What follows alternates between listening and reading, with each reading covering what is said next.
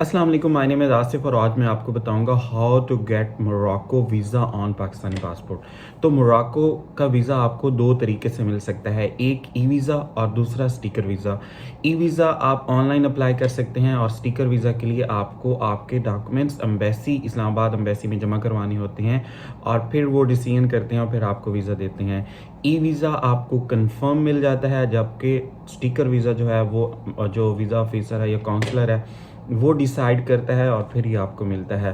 तो e visa कैसे लिया जाता है मोरक्को का ई वीज़ा? तो मोरक्को का ई वीज़ा जो कि मैंने खुद भी लिया, मोरक्को का ई वीज़ा अगर आपके पास USA, Canada, Australia, UK, Schengen, Ireland या इवन जापान में से किसी का वैलिड वीज़ा आपके पासपोर्ट पे है तो आप ई वीज़ा के लिए एलिजिबल हैं। आप ई वीज़ा अप्लाई करें। पाकिस्तानी 24 से 25 हज़ार रुपया उसकी फ़ी होगी। आप ऑनलाइन अपने कार्ड से पे करेंगे, एक फॉर्म फिल करेंगे, अपनी पिक्चर अपलोड करेंगे, पासपोर्ट की इमेज और उस वीज़ा की पिक्चर अपलोड करेंगे।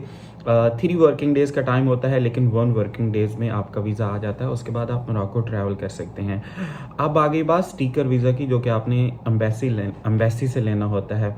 स्टिकर वीज़ा कंपैरेटिवली मुश्किल है। अगर आपके पास पास्ट में या रिसेंट पास्ट में या अब करंट अगर आपके पास कोई America, Canada, Australia, UK, Schengen वगैरह का कोई वीज़ा है, वो यूज्ड है या वैलिड है, अगर आपके पास तो वो है, फिर आपको मोरक्को का स्टिकर वीज़ा आसानी से मिल जाएगा।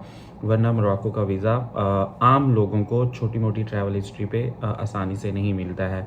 हाँ, अगर आपके पास इनमें से कोई वैलिड वीज़ा नहीं है और आप स्टिल मोरक्को ट्राई करना चाहते हैं तो आई वुड सजेस्ट कि आप मोरक्को में किसी ट्रैवल कंपनी से टूर बाय करें और उनका इनविटेशन मंगवा के फिर ही मोरक्को का वीज़ा अप्लाई करें, फिर आपके समहाउ चांसेस बढ़ जाते हैं।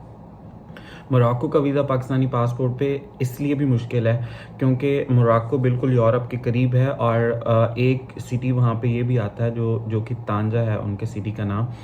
तांजा से सिर्फ 14 किलोमीटर के डिस्टेंस पे जो है वो स्पेन है। तो हमारी कुछ लोगों की, कुछ नेगेटिव लोगों की इंटेंशंस होती हैं कि वो वहाँ पे डंकी वगैरह लगाएंगे या कुछ इलीगल इमिग्रेंट्स वाला कोई सीन करेंगे। तो इसलिए ये कंट्रीज़ अवॉइड करती हैं, क्योंकि अगर इनके कंट्रीज से इलीगल इमिग्रेंट्स यूरोप जाना शुरू हो जाएं तो यूरोप इन पे सैंक्शन लगाता है, इनकी ट्रेड मुतासर होती है, इनके ताल्लुकात जो है वो बहुत ज़्यादा इफेक्टिव होते हैं। तो इसलिए ट्राई करते हैं कि ये ऐसा कोई भी रिस्क मत लें जिससे कि इनके दूसरे जो उनका नेबरिंग कंट्री है उससे उनके ताल्लुकात मुतासर हो सके। तो अगर आई वुड सजेस्ट कि अगर आप मोरक्को विज़िट करना चाहते हैं तो ये बहुत खूबसूरत कंट्री है।